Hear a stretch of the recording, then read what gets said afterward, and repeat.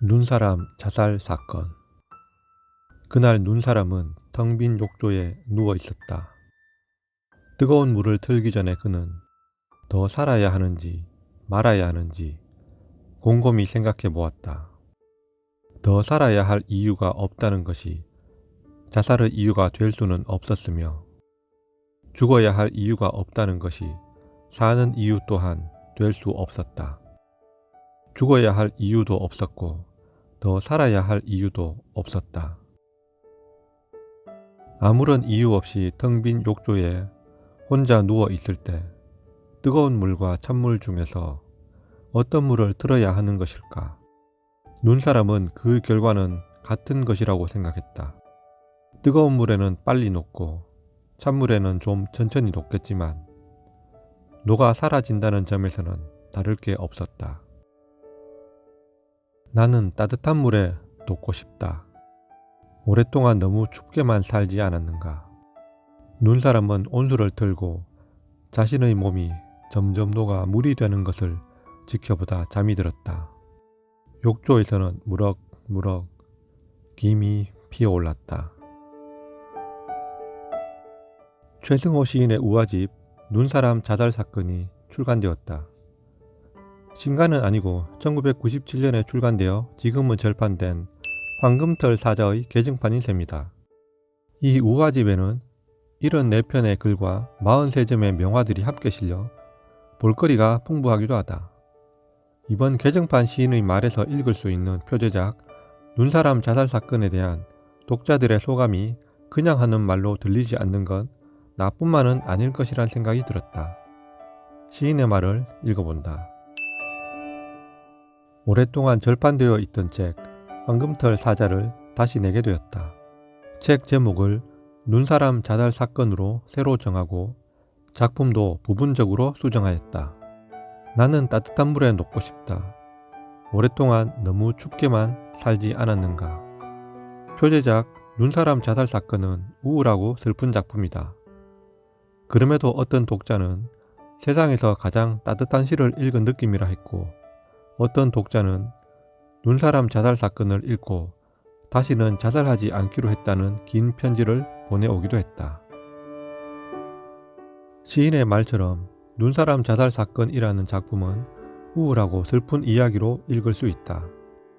감히 이런 말을 할 수 있을지 모르겠지만 그가 내가 읽고 느껴온 최승호 시인의 작품들과 이 우화집의 작품들의 결은 흡사하다고 할 수 있다.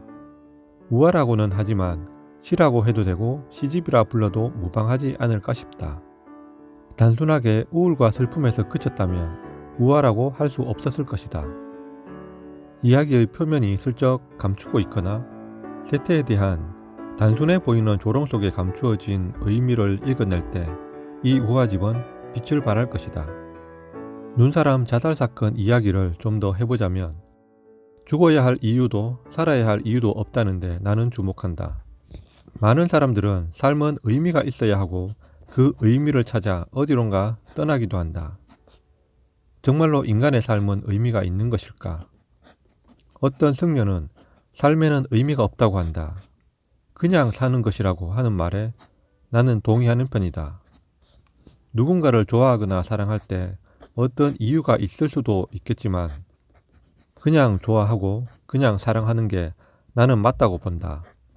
어떤 이유가 붙게 되었을 때 그 이유가 사라지면 그 사랑은 어떻게 되는가? 나는 따뜻한 물에 녹고 싶다. 오랫동안 너무 춥게만 살지 않았는가? 이 문장은 너무나 가슴 시리게 다가오는 것이다.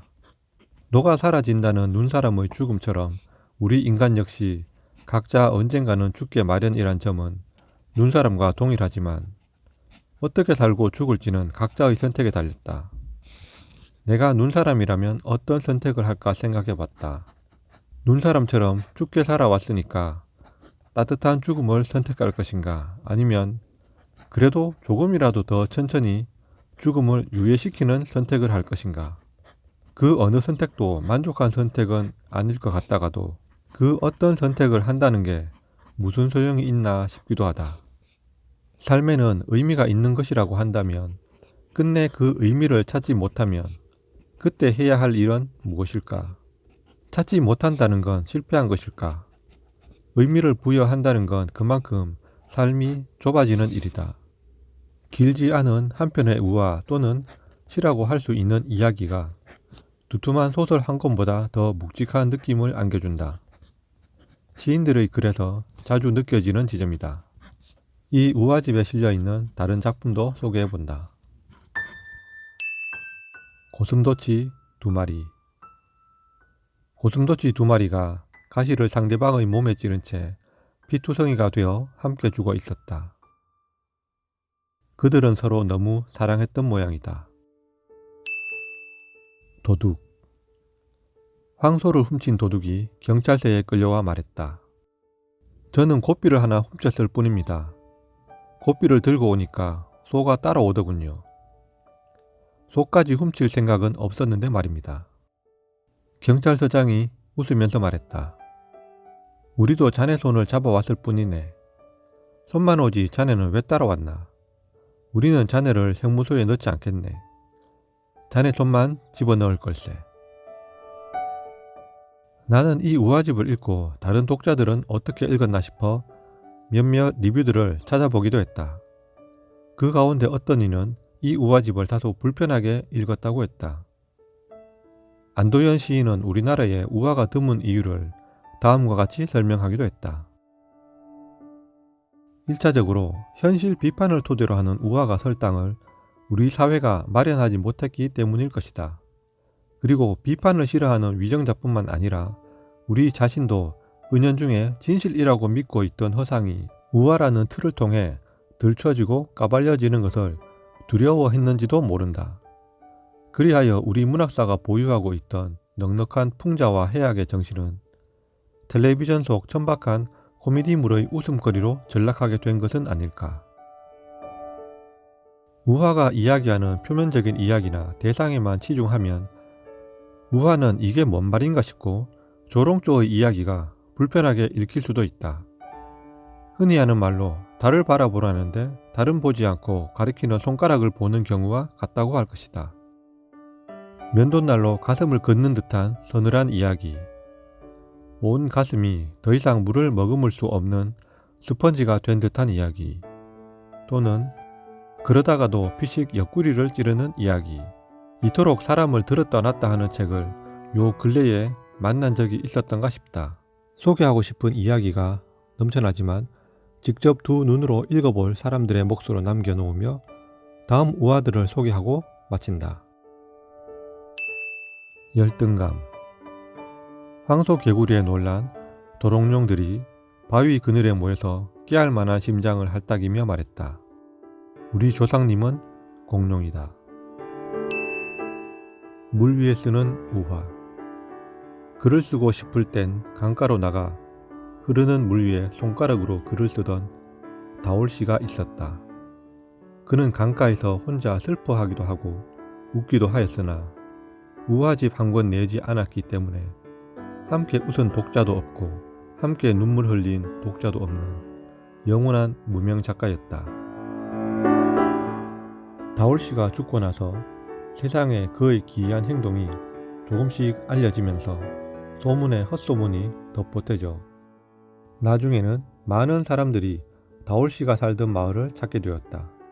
그가 손가락으로 글을 썼던 계야강은 관광지가 되었으며 작가의 집은 명소가 되었다.